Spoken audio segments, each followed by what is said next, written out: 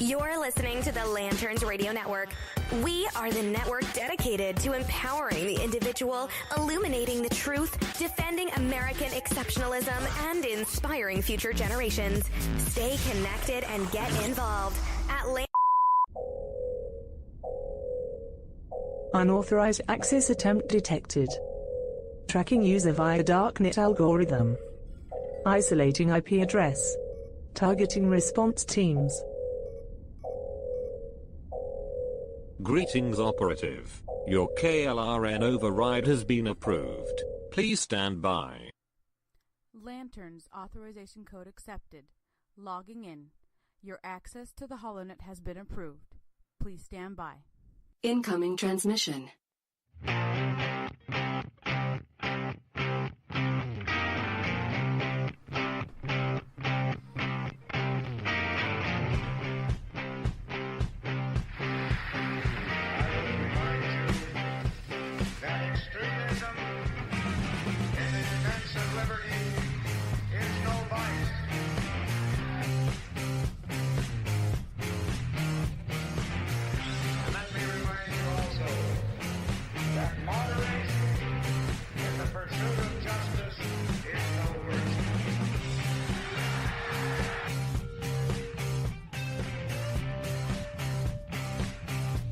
Listening to the HoloNet podcast on the Lanterns Media Network. The new conservative resistance begins right here, right now.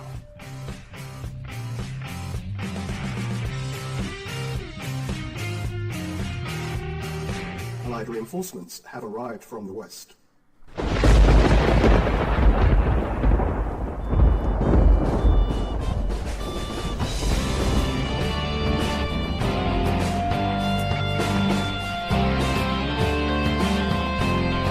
You're listening to the HoloNet on Lanterns Media Network. The millennial conservative resistance begins here.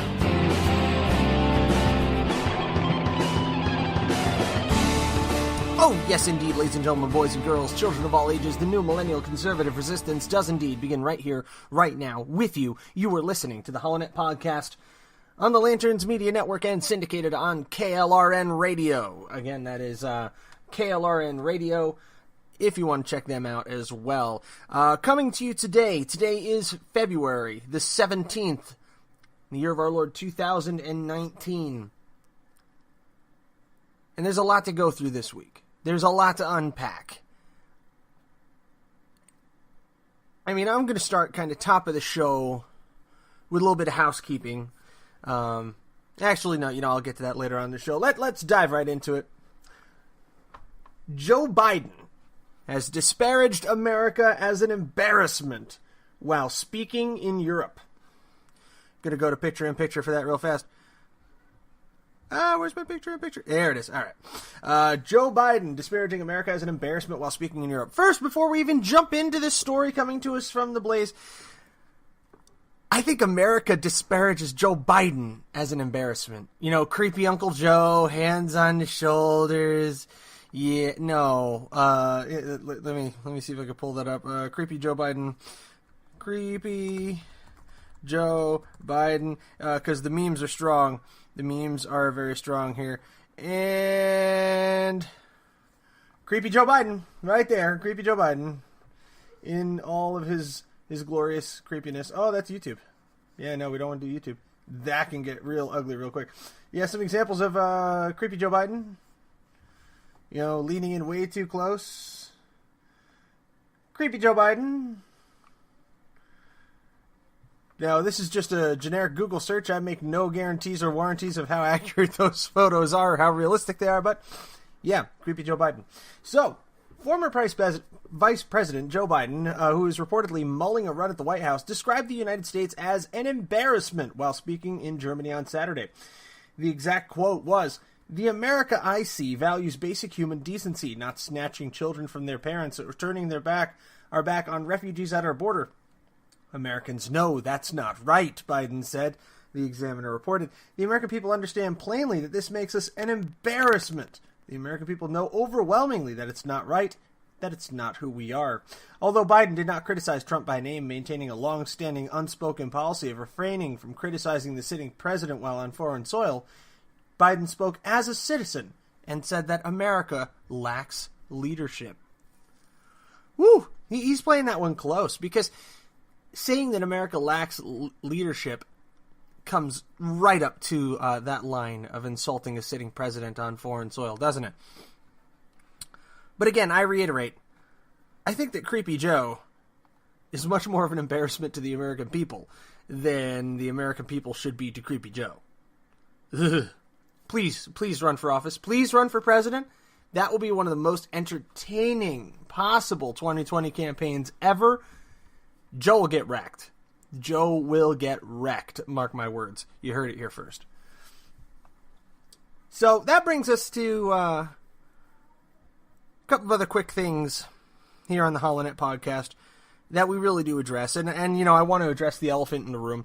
Anybody who's been watching or listening to the Lanterns Media Network over the course of the last few months may have noticed there have been a lot of movements of different shows from Lanterns over to Mojo 50, or shows that have gone on hiatus and you know, some of them haven't come back. But I do want to inform you today that the HoloNet will be transitioning off of the Lanterns platform. I want to be very frank about that. This is not a case of there being any bad blood between me and the owners of Lanterns Media Network. This isn't a case where, you know, I'm being driven out or where I'm leaving under bad terms. Everything is amiable. We just have to grip the reality that right now Lanterns is going to be standing down from putting out podcasts. The HoloNet to date is the last podcast remaining on the platform, so I don't know what the future of that platform is going to look like. I can't speak to it. I would refer your questions directly to Lanterns Media Network, see if they can help you out. But the HoloNet is going to be moving on. Now, one way or another, we're either going to be moving on as an independent entity, or we will be joining the team at KLRN in full. I've been in discussion with the KLRN team. They've been very amenable and have invited us to join them with open arms. I am also still in discussions with a couple of other groups as well, so we'll see what happens there. And we may just make a go of it as an independent entity as we started. I started the HoloNet back when it was the Matt Holloway show with the notion of going it on my own, of starting up a YouTube channel, starting up kind of a Facebook following. That's how it all began, and then we were fortunate enough to meet up with the people from Lanterns. We were introduced by Freedom's disciple, Jonathan Dunn of The Blaze, and he was good enough to get me involved with those people, and it's been a great run. So I want to thank the people, my fellow Lanterneers over at the Lanterns Media Network. I want to thank Chris Pillier, who is by and large the owner and operator of Lanterns Media Network. Watson Prunier, you can currently listen to Watson Prunier on Mojo 50 at the Battle for Freedom. I want to thank Dylan Lyles and Stephen Airy of the Defenders of American Exceptionalism. I know Dylan's on hiatus right now, but Stephen's still carrying on, and I hope to continue to do more guest spots with Stephen over there on Mojo 50 with the Mojo 50 Jackholes. And also the BJP. Blake is over at Mojo 50 now. I don't know that he started his show, but I believe he's going to be debuting over there soon.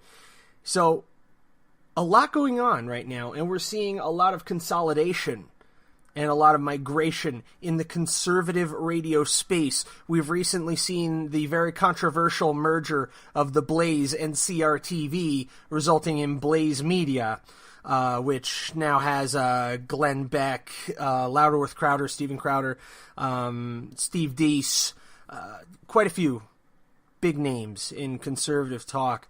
So we're seeing a big move. We're seeing a couple of large formations come together, and I think you could honestly say the Blaze Media and Mojo 50 in the same breath, given the caliber there. And I think given the caliber of the team that's rising at KLRN, you can group them with that subset as well. Say it in the same breath. You know, the Blaze Media, Mojo 50, and KLRN. So I would be very proud and have great distinction to join that group of people. But we're going to see what happens, and I will keep you posted. You've come with me this far on this ride here at the HoloNet, and I'm very, very grateful for it. I'm very, very grateful for your patronage, for your listenership, because I know you have a lot of places that you can go to hear about these kind of stories and to have these kind of discussions, because that's, in the end, what this is. Now, discussion may be a titch one-sided, I'm not going to lie, at least, when you listen to it. But the conversation and the response comes in with your comments on the posts, with your tweets, and with your Facebook comments, and we're trying to expand into MeWe now as well, kind of following the mold that Mojo put out there, and it's kind of crazy that all of this happened so quickly. I didn't want to I didn't want to make an announcement of it, right on the heels of Mojo 5-0 losing the legendary, the inimitable Doc Thompson, which was a huge blow to conservative talk as a whole.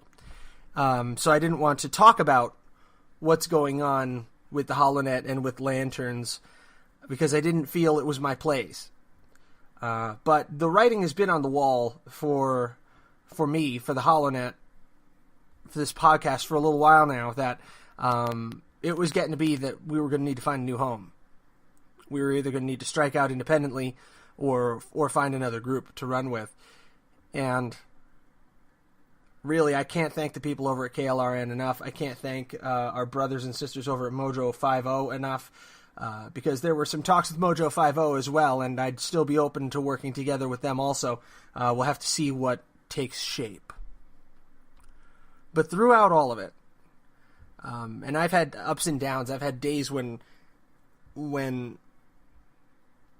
I would wonder if I was just shouting into the darkness, if I was just casting my voice out into the void, when the people that are listening to this show right now, somebody will pop up and make a comment and say, keep going, don't give up. I don't know, I try to play things pretty close to my vest, but it's kind of hard to hide from somebody when there's 100 hours of your audio that are out there. It's kind of hard to hide how you feel, what your emotions are like. And this has been an extraordinarily challenging year for me in my personal life. I am very, very blessed. Blessed with 4 children and an incredibly understanding wife. A beautiful woman in and out. And I'm blessed to have good work and to be able to do good work that supports our family and allows me to support my wife in a stay-at-home role, because that's the way we traditionally feel that children should be raised. We want to raise our children ourselves. We don't want to pay some 17-year-old hack to raise our children in a daycare center. And if, hey, that's what you got to do, that's what you got to do, man. God love you. I'm not here to judge. I'm just saying that's not what I wanted for my children. And we've been very blessed to be able to pull that off. And I've been very blessed to get the platforms that I've gotten. I was extremely blessed to write for the Blaze for the year or so that I did. I was very, very blessed to be able to write for Lanterns and eventually have a show on Lanterns as well. And to have gained this audience. I mean, there are 500 people that read and listen to this show every week. 500 people. That's not small. It may seem very small when you look at, like, PewDiePie, who I think is battling T-Series for, like, 3 million subscribers or something like that. And it may seem very small in the respect of, Glenn Beck's audience or Rush Limbaugh's audience. But think about it. Think about having 500 people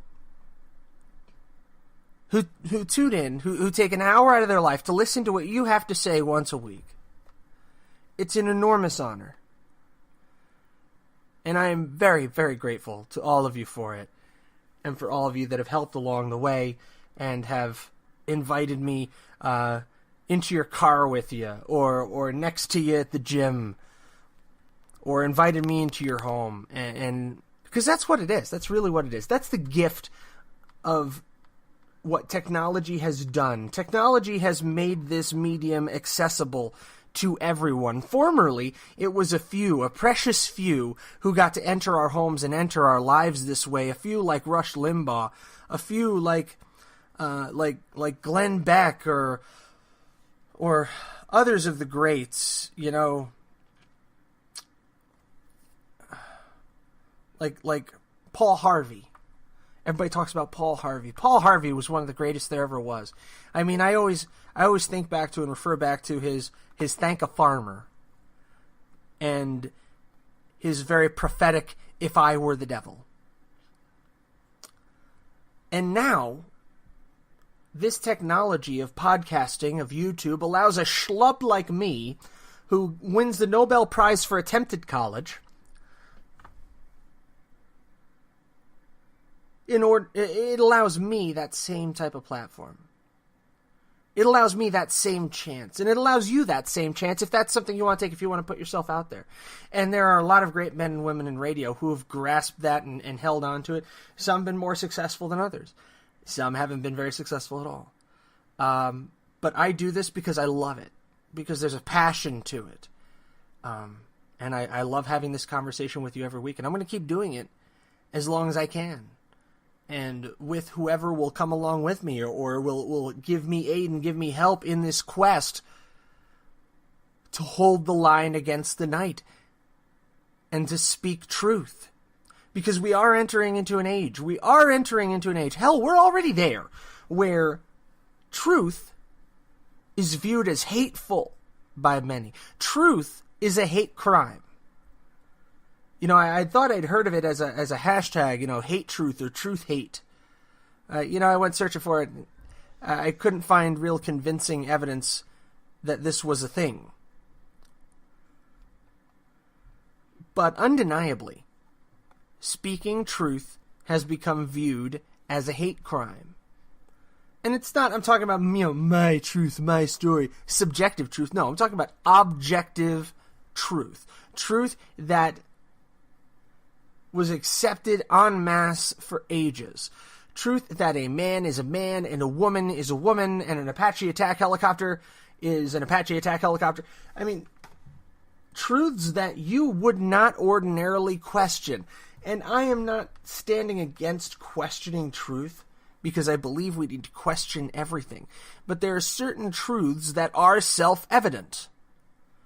If I may wax poetical and paraphrase the Declaration of Independence, that all men are created equal, and that we are endowed by our Creator with certain inalienable rights, and that among these are life, liberty, and the pursuit of happiness. Among those inalienable truths have always been that a man is a man and a woman is a woman. Now, that's not to say that one is superior to the other. I've constantly argued for the absolute superiority of women, and, in every way, shape, or form. And women should be put up on a pedestal and treated with respect by all men. I believe in raising my sons as gentlemen, but there are some situations that call for men. Men are called upon to be the providers, the protectors, the defenders. Sometimes women can fill that role as well, but historically speaking and evolutionarily speaking, men are better suited to that role. We're designed for it. We're built for it, because that was the vision that God had in mind for us. The providers, the protectors, the defenders.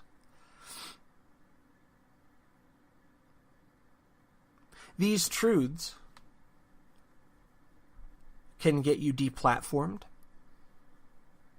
can get you fired, can strip away your livelihood in an instant. I submit for the approval of the Midnight Society, a little throwback to my Nickelodeon watching days, Count Dankula. The man is now unemployable. Like him or not, I mean, I'm a fan of most of his work. Some of his just absolutely rampant and virulent posting goes a little bit too far in my book. But that's the purpose of comedians, to show us where the line is. Comedians are the people who are supposed to go too far. And if just one Scottish lord is going to define the line of what is decent and indecent, I think we've got bigger problems. Sargon of Akkad is another good example.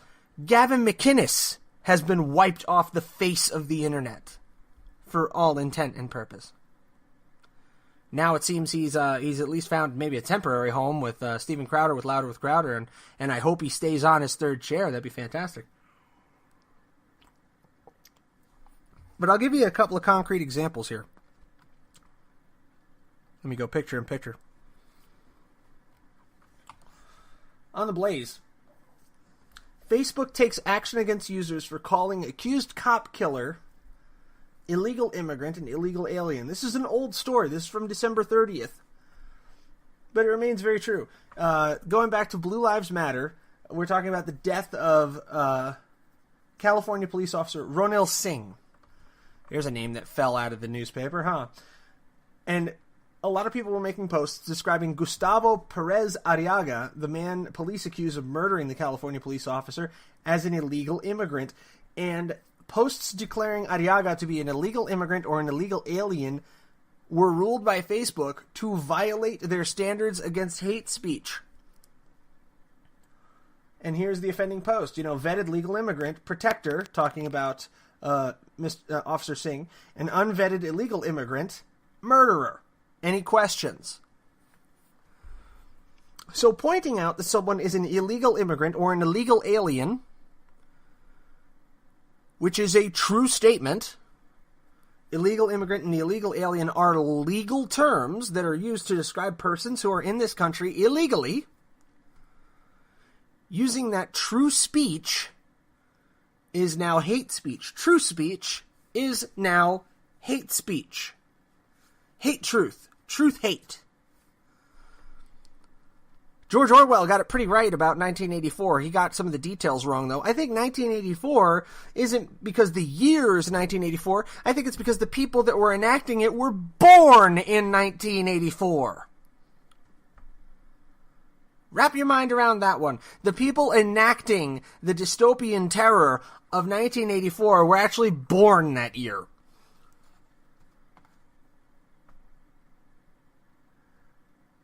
The problem is us, millennials. Now, in more recent news, story breaking all over the country, fake news. Hashtag fake news. Jussie Smollett breaks his silence as damning new evidence suggests he actually orchestrated the hate crime attack against him in Chicago. Lawyers for Jussie Smollett released a statement late Saturday explaining the star actor is, quote, angered and devastated by new reports that allege Smollett colluded with two Nigerian brothers to orchestrate a homophobic and racist attack against him. And they're doubling and tripling down here. They said in a statement, as a victim of a hate crime who has cooperated with police investigation, Jussie Smollett is angered and devastated by recent reports that the perpetrators are individuals he is familiar with. He has now been further victimized by claims attributing these alleged perpetrators that Jussie played a role in his own attack. Nothing is further from the truth, and anyone claiming otherwise is lying. One of those purported suspects was Jussie's personal trainer, who he hired to ready him physically for a music video. It is impossible to believe that this person could have played a role in the crime against Jussie or would falsely claim Jussie's complicity. Jussie and his attorney anticipate being further updated by the Chicago Police Department on the status of the investigation and will continue to cooperate. At the present time, Jussie and his attorneys have no inclination to respond to unnamed sources inside the investigation, but will continue discussions through official channels. So, the details of this, after weeks of intensive investigative work, the case took a turn last Wednesday when Chicago police apprehended two Nigerian brothers, both of whom worked for extras in the same TV show that Smollett stars in. These brothers, Olabinju Osundairo, 27, and Abimbola Osundairo, 25, were released Friday when new evidence surfaced, shifting the trajectory of the investigation. Reports now indicate that the brothers, who are fully cooperating with detectives, admitted Smollett hired them to orchestrate the attack. The admission reportedly came after investigators confronted them with evidence proving that they bought a rope found around Smollett's neck after the attack. According to WBBM-TV, not only did the Osundairo brothers purchase the rope at Smollett's request, but Smollett also paid for it. The brothers were allegedly paid $3,500 each for the hoax attack before leaving for Nigeria on the afternoon of January 29th, the same day Smollett says he was attacked. The brothers were reportedly promised another $500 each upon their return. Sources said one of the brothers held the rope and poured the bleach while the other wore a plain red hat and yelled slurs at Smollett. The sources say the red hat was bought at an uptown beauty supply store and that the attack was supposed to happen before January 29th. The brothers told detectives the three men rehearsed the attack days before it happened.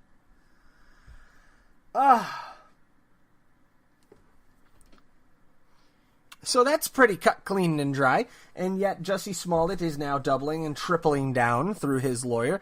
I just want to point out, I had never even heard of this guy before last week. I don't watch Empire. I don't know anything about the show. Never heard of this guy. Don't care. We'll probably forget his name in a week. But we're becoming a society now where your amount of power, your amount of pull is dictated by your level of victimization.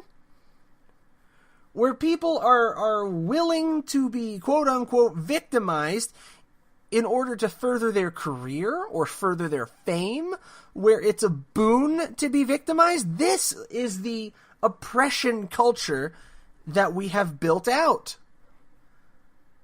where it is now advantageous for someone to appear the victim.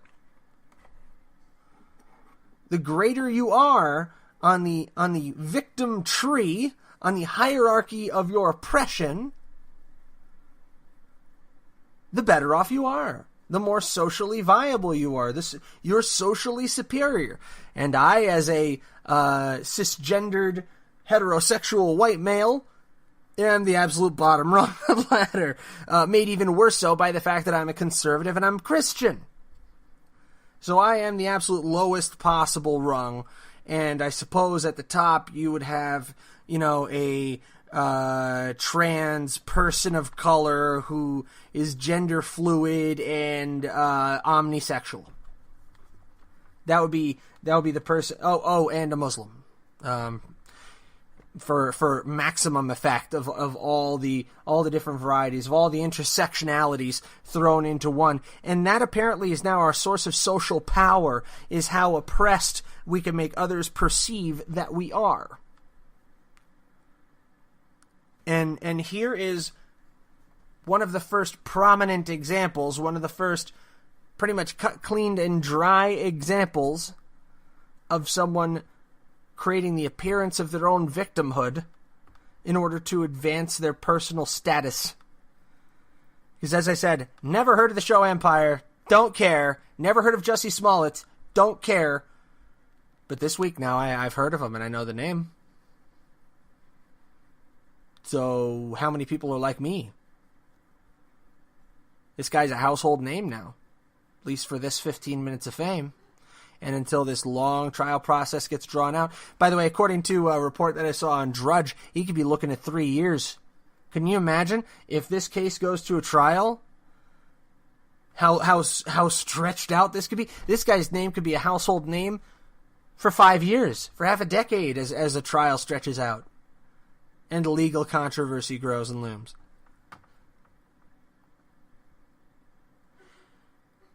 It's like natural born killers, except we're not talking about serial killers. We're talking about victimhood. People arranging their own victimhood now. How about that? And the hashtag that apparently Twitter does not want to trend. Hashtag fake news. Oh yeah, that's good times. Alright folks, we'll take a quick break. When we come back, the leader of Austria, the Chancellor of Austria, Sebastian Kurz, we've talked about Herr Kurz before, praising President Trump ahead of an anticipated visit to Washington, D.C. All that and more when we come back from this quick break. You're listening to the HoloNet Podcast on the Lanterns Media Network and KLRN Radio.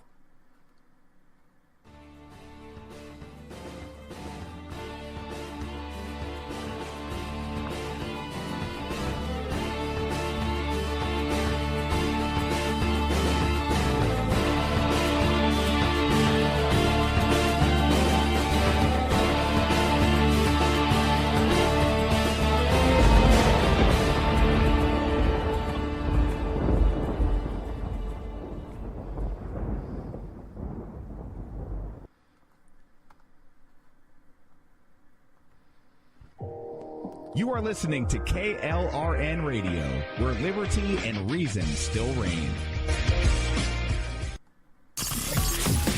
You're listening to the Lanterns Radio Network. We are the network dedicated to empowering the individual, illuminating the truth, defending American exceptionalism, and inspiring future generations. Stay connected and get involved at lanterns.buzz for great radio. Get commentary and news of the day. Lanterns.buzz.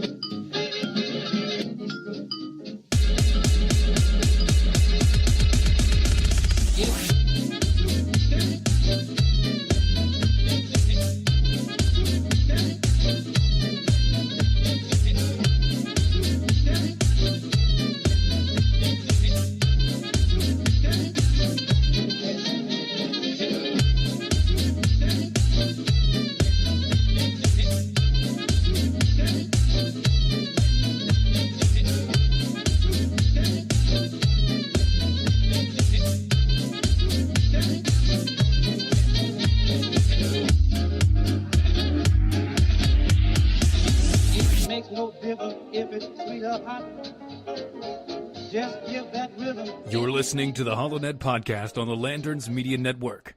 The new conservative resistance begins right here, right now. Allied reinforcements have arrived from the west.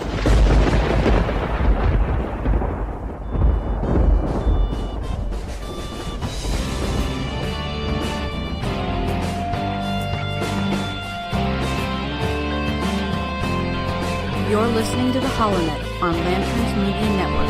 The millennial conservative resistance begins here.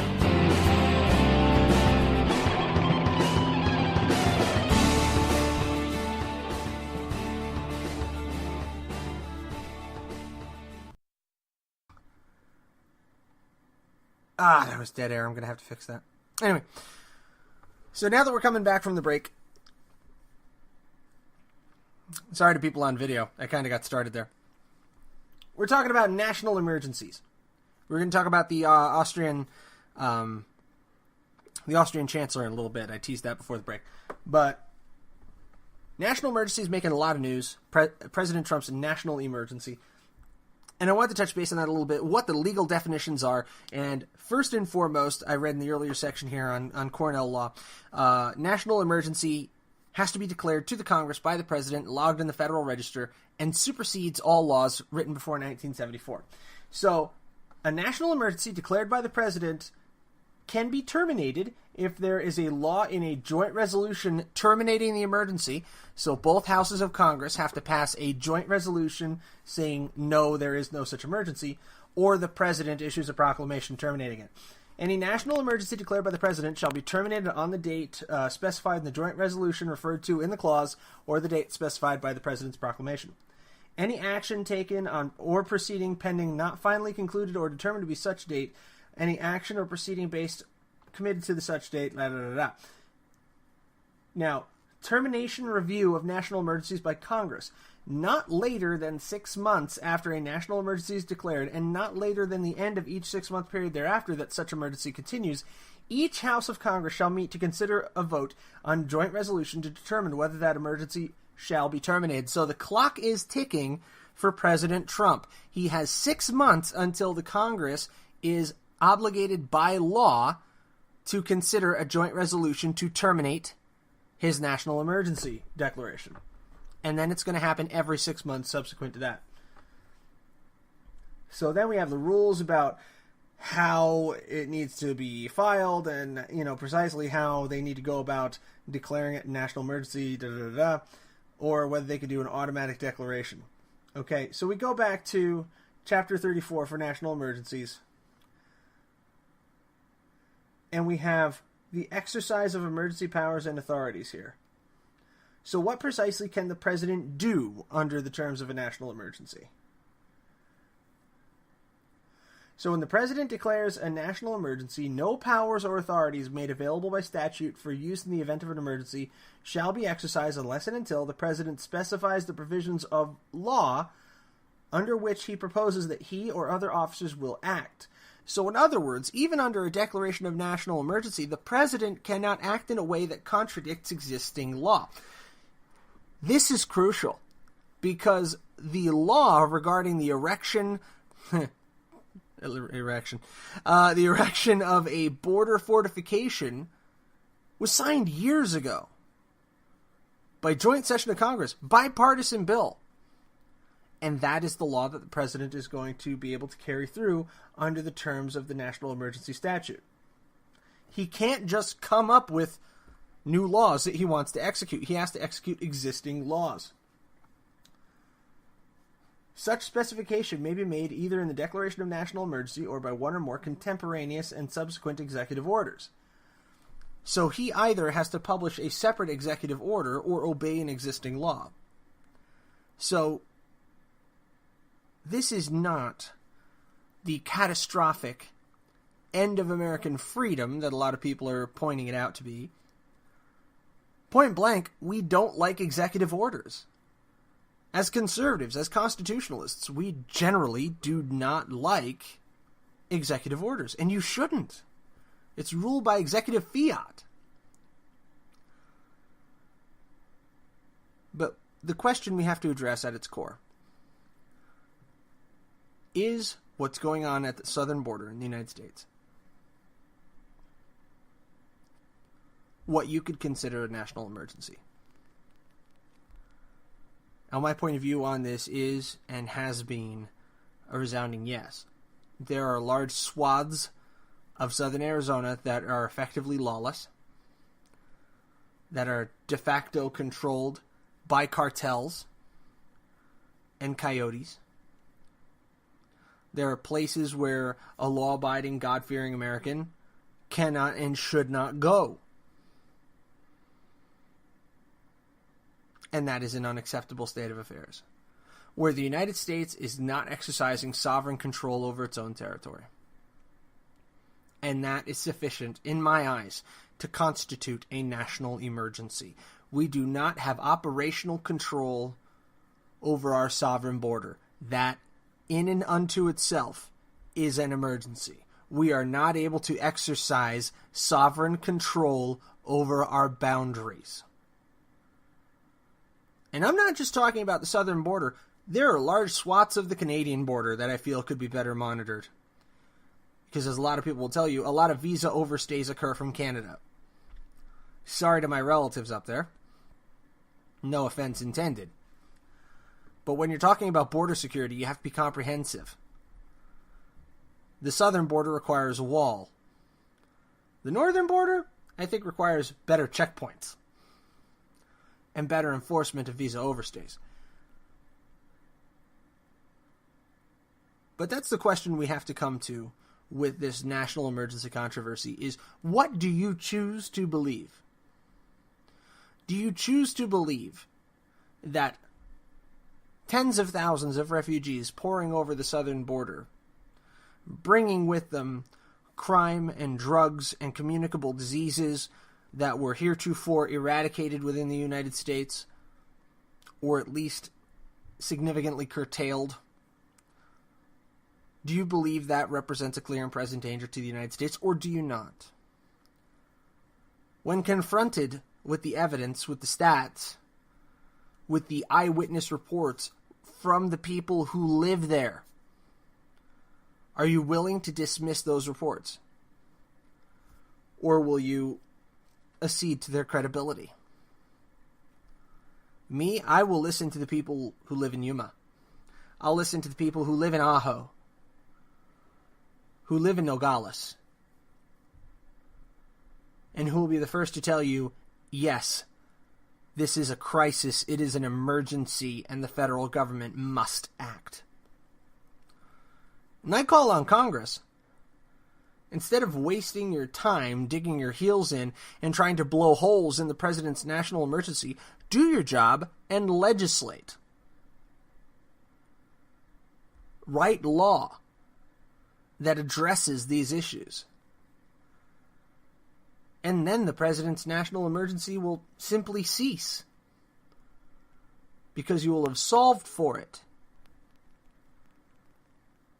Maybe that's a little bit too much common sense for those Washington types. I don't know. Now, I promised we'd get to it, so get to it we shall.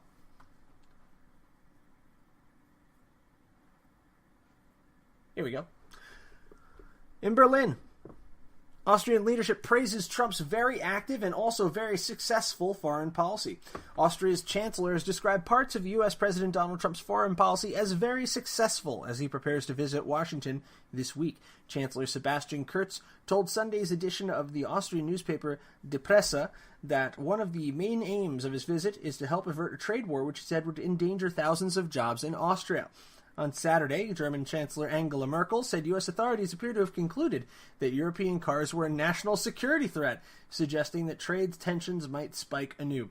Kurz is expected at the White House on Wednesday. He pointed to differences with Trump on trade and the Iran nuclear deal, but praised the president's support for Israel and efforts to secure peace on the Korean Peninsula. The Austrian leader was quoted as saying that Trump is running, in part, a very active and also very successful foreign policy. He cited as an example long-running U.S. efforts to get its NATO partners to increase defense spending, arguing that only Trump's threats had an effect.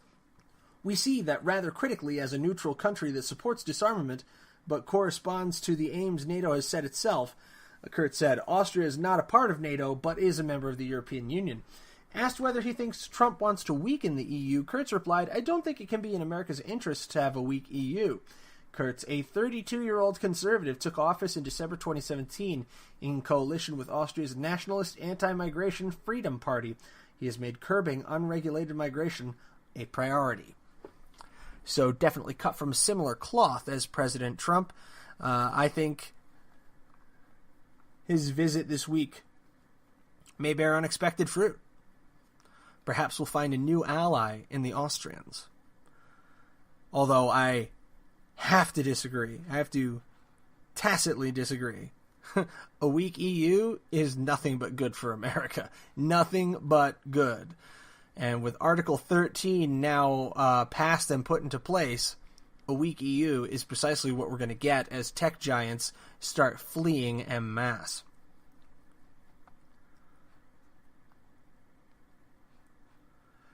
So real quick before we go, I wanted to show you real fast KLRNRadio.com. If you haven't had the chance to check them out, again, that's KLRNRadio.com. Here's the website.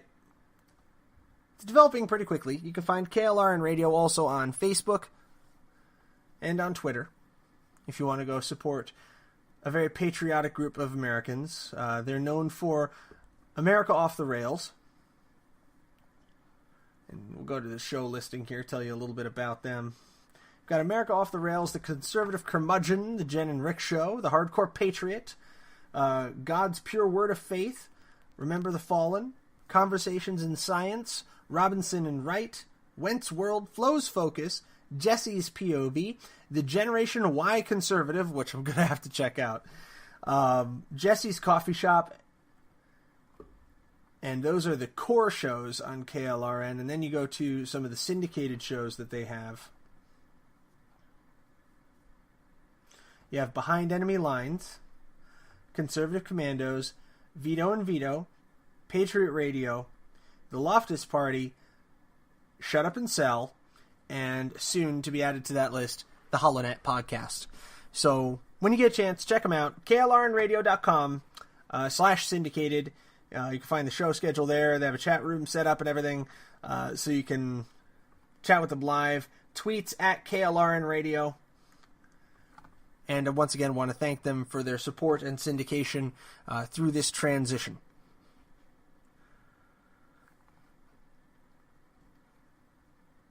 So turning to other news, Rush Limbaugh and Adam Schiff, between the two of them, we're seeing signs that the Mueller investigation is not going to end the controversy surrounding President Trump. That no matter what Mueller comes out and describes, like the Senate came out and described that there was no evidence of any collusion between President Trump and the Russians, no matter what happens, they're going to keep banging the drums. Schiff has signaled Mueller findings won't be enough. We're going to have to do our own investigation. So Representative Adam Schiff hinted that that he would not accept the findings of Special Counsel Robert Mueller as the investigation into President Trump and Russia. CNN's Dana Bash said, "We expect at some point, maybe soon, maybe not, the findings of the Mueller investigation to finally be completed. If he finds that there was no direct collusion between the Trump campaign and Russia, will you accept that?"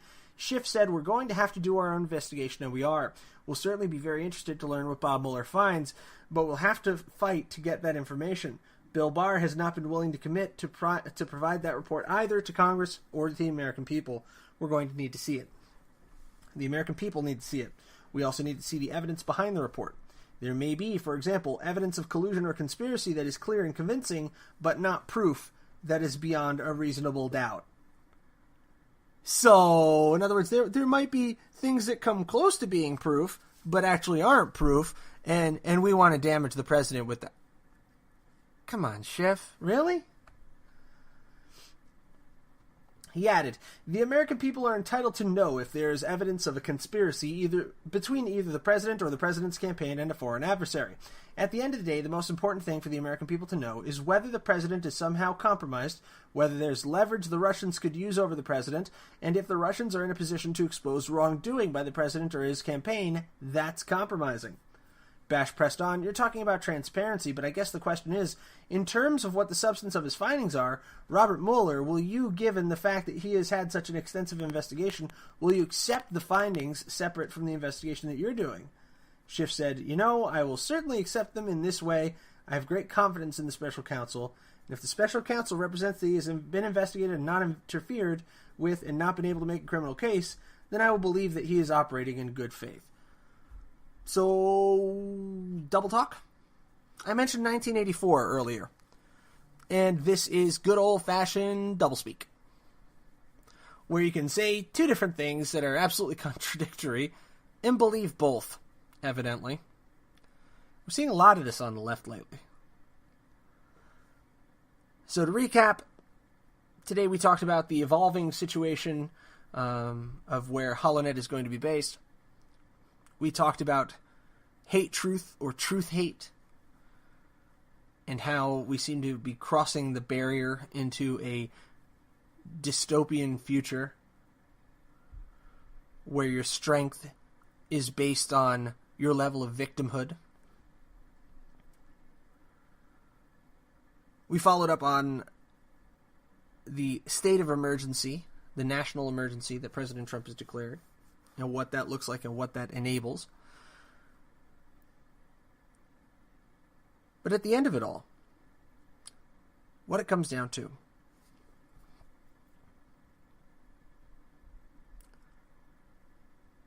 is, what do you want to believe?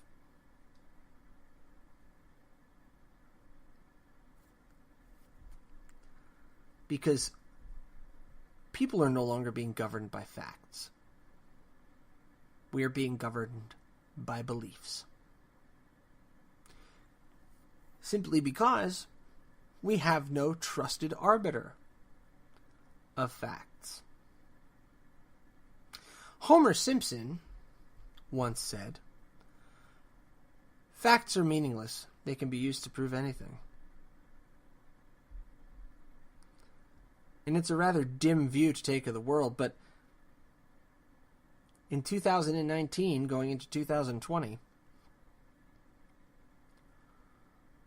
when you can in fact be in the possession of your own facts and completely get away with it, according to the mainstream media, what is one to do?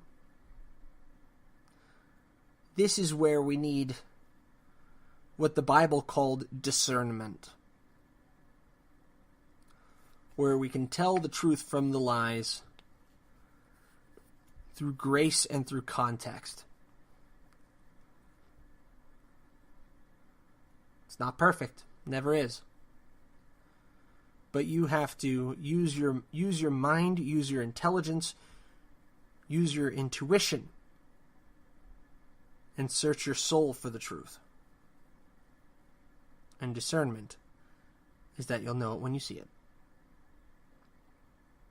So we're going to continue looking for the truth, no matter how much people call it hate.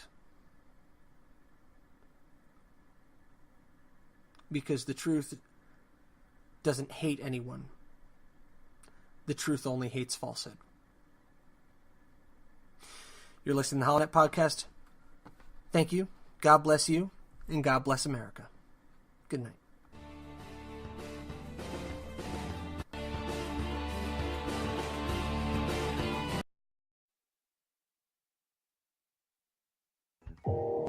You are listening to KLRN Radio, where liberty and reason still reign. You're listening to the Lanterns Radio Network. We are the network dedicated to empowering the individual, illuminating the truth, defending American exceptionalism, and inspiring future generations. Stay connected and get involved at lanterns.buzz for great radio. Get commentary and news of the day.